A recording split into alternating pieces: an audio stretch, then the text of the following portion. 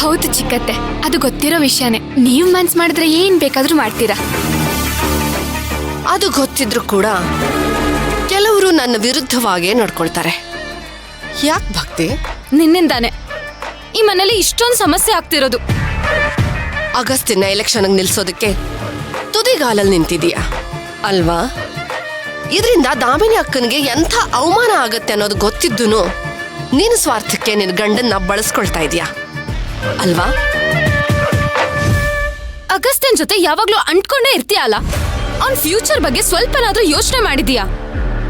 ತಾಳಿ ಕಟ್ಟಿಸ್ಕೊಂಡ್ ಮಾತ್ರಕ್ಕೆ ಹೆಂಡತಿ ಆಗಲ್ಲ, ಹಾಗೆ ಯೋಚನೆ ಮಾಡ್ಬೇಕು. ಪಾಪ ನಿಮ್ಮತ್ತೆ ನಿನ್ನ ಎಷ್ಟು ನಂಬಿದ್ರು, ಅವ್ರ ಮುಖ ನೋಡಾದ್ರೂ ನಿನಗ್ ಪಾಪ ಅನ್ನಿಸ್ಲಿಲ್ವಾ? ಇಷ್ಟಕ್ಕೂ ನಿನ್ ಗಂಡನೇ ಯಾಕೆ ಎಲೆಕ್ಷನ್ಗೆ ನಿಂತ್ಕೋಬೇಕು?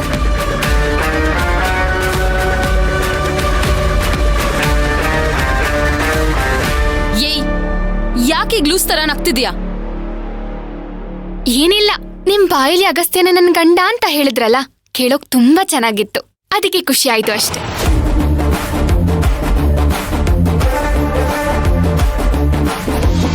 ಹಾ ಛಾಯಾ ಮೇಡಮ್, ನೀವು ಈ ಮನೆಗ್ ಬಂದಿರೋ ಅತಿಥಿ, ಹಾಗಿದ್ರೇನೆ ನಿಮಗೆ ಒಳ್ಳೇದನ್ಸುತ್ತೆ.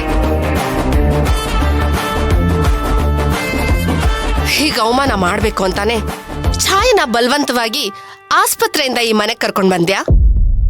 ಇಲ್ಲ ಚಿಕ್ಕತ್ತೆ, ಇನ್ನೂ ಒಳ್ಳೆ ಆತಿಥ್ಯನೇ ಸಿಕ್ತಿತ್ತು ಇವರಿಗೆ, ಆದ್ರೆ ಇವರೇ ಅದನ್ನ ಕಳ್ಕೊಂಡಿತ್ತು.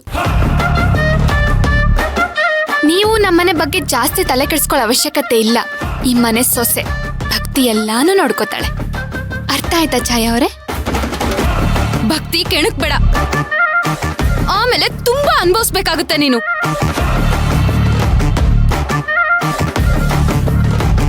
ನಿನ್ನ ಗಂಡ ಎಲೆಕ್ಷನ್ ನಲ್ಲಿ ನಿಂತು ಗೆದ್ದು ಧರ್ಮಾಧಿಕಾರಿ ಆಗೇ ಬಿಡ್ತಾನೆ ಅನ್ನೋ ದುರಹಂಕಾರದಲ್ಲಿ ಇಂಥ ಮಾತಾಡ್ತಾ ಇದೀಯಾ ಭಕ್ತಿ? ಗೆಲ್ತಾರೇನೋ ನಂಬಿಕೆ ಖಂಡಿತವಾಗ್ಲೂ ಇದೆ ಚಿಕ್ಕತ್ತೆ. ಊರವರು ನಿನ್ ಗಂಡಂಗೆ ಆಗ ಅಗಸ್ತ್ಯ ಮಾತ್ರ ಇದ್ದಿದ್ದು, ಆದ್ರೆ ಈಗ ನಾನು ಅವ್ರ ಹೆಂಡತಿ, ಯಾವಾಗ್ಲೂ ಜೊತೆಲೇ ಇರ್ತೀನಿ.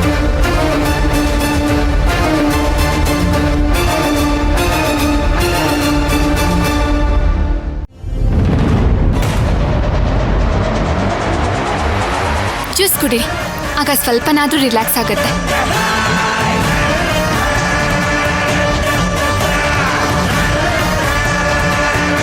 ಈ ಭಕ್ತಿದು ತೀರಾ ಅತಿ ಆಗ್ತಾ ಇದೆ. ನಾವಿದಕ್ಕೇನಾದ್ರೂ ಮಾಡ್ಲೇಬೇಕು. ಗಿಡ ಈಗಷ್ಟೇ ಮರವಾಗಿ ಬೆಳೀತಾ ಇದೆ, ಇನ್ನೂ ಸ್ವಲ್ಪ ಬೆಳೀಲಿ, ಮಿಕ್ಕಿದ್ದು ಆಮೇಲೆ ನೋಡ್ಕೊಳ್ಳೋಣ.